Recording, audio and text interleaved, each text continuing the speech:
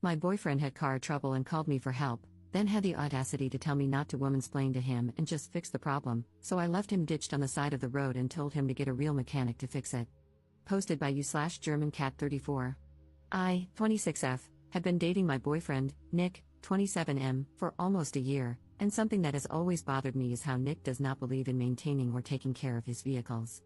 Background: to give some context, Nick bought his car brand new about 5 years ago and has put about 70,000 miles on it. Since purchasing the vehicle, he has never had an oil change, nor does he perform any kind of regular maintenance. I want to clarify that Nick's refusal to maintain his vehicle is not due to financial insecurity. He has an incredible job that pays him very well. As a hobby and side job, I like to restore vehicles for profit. I am by no means a mechanic. I mostly clean up vehicles, do bodywork, and paint restoration. However, I do have a pretty fundamental understanding of cars, and I know how to do the basics. The story: Nick called me yesterday on my day off, telling me he was about 10 minutes away from my house and had a flat tire. He asked if I could come help him out. I grabbed my tool bag and headed out. When I arrived, I saw that Nick not only had a flat tire but that his front left rotor was cracked, the rotor is part of the car's brakes, and his rim was bent beyond repair. I told Nick his car was undrivable and that he needed to call a tow truck. However, Nick started arguing with me, insisting that it was just a flat tire and not a big deal. I tried showing Nick how severe the damage was, but he insisted I was overreacting and that he just needed me to change the tire. I refused. In Nick's own words, I started mothering him about how poorly he takes care of his car. The argument escalated, and Nick lashed out, saying things like, "Just because you have a set of pink tools and watch YouTube doesn't make you an effing mechanic." After Nick said this, I started packing up my tools and told him that he was right. I'm not a mechanic, but he should probably call one because I wasn't going to change his tire. I left Nick on the side of the road, and now he's refusing to talk to me until I apologize for abandoning him. Am I the jerk here? Commenter: not the jerk, and yikes, if he won't maintain a high-end purchase, how does he treat his home? He has made fun of your car knowledge, yelled at you for making an accurate statement about his broken car, and demanded an apology, none of which you deserved. Is this how he normally responds to stressful situations?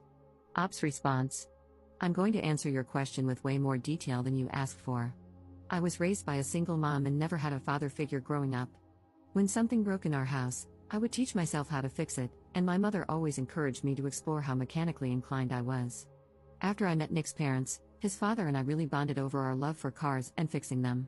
Every time I went over to Nick's parents' house, his father and I would inevitably end up in the garage tinkering. Nick has always been insecure about how quickly his father and I developed a relationship. Nick, obviously, is not very mechanically inclined and has never shown any interest in cars. The relationship I have with Nick's father has been a sore spot in our relationship for a long time, and I think that's why Nick lashed out the other day. Update 5 days later. Thank you so much to everyone who commented on my original post. I spent a few days reading all of your comments and taking some time to self-reflect. Vehicle update: Nick drove a Nissan Versa, and after I left him on the side of the road, he ended up calling a tow truck/mobile mechanic. When the actual mechanic arrived, he told Nick everything I had already explained to him. The mechanic also refused to change his tire and said he would only tow the car to a repair shop.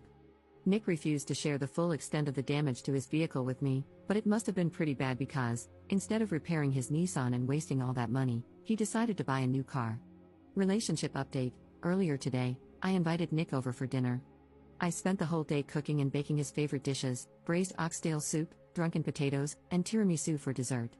When Nick arrived at my house, he was in a wonderful mood and seemed to have forgotten, or forgiven, all about our argument. After some small talk and finishing dinner, I took a deep breath and told Nick how much I care about him but that I no longer wish to continue our relationship, romantically or otherwise. At first, Nick was shocked, but his shock quickly turned into anger.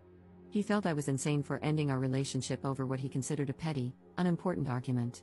Eventually, he tried to apologize, but I told him an apology was no longer what I was looking for. The whole time Nick was talking, I sat on the opposite end of the table, listening with both ears and allowing him to say everything he needed to. When he was done, I reminded him of some of the wonderful times we had shared. I told him that we are both adults and could choose to end our one-year relationship with arguing and anger or on good terms by finishing a lovely last meal together. Nick calmed down after that, and his tone started to match mine. We didn't talk for much longer, but luckily I had planned ahead and had some tiramisu wrapped up for him, along with a small bin of all the things he had kept at my house. Before he left, I gave him a big hug and told him that if he ever needed someone to show him how to change a tire, I'd be happy to send him a YouTube tutorial. Life update. Over these last few days, I decided to treat myself by buying my neighbor's old 1978 Ford Ranger. The truck is an absolute hunk of junk and will probably take me over a year to make it look somewhat recognizable. But I figured it would be more productive and cost-effective for me to obsess over an old, broken truck than to fixate on broken men. I plan to stay single for a while and focus on taking better care of myself, as well as spending more time with my 3 German shepherds. Happy reading, everyone!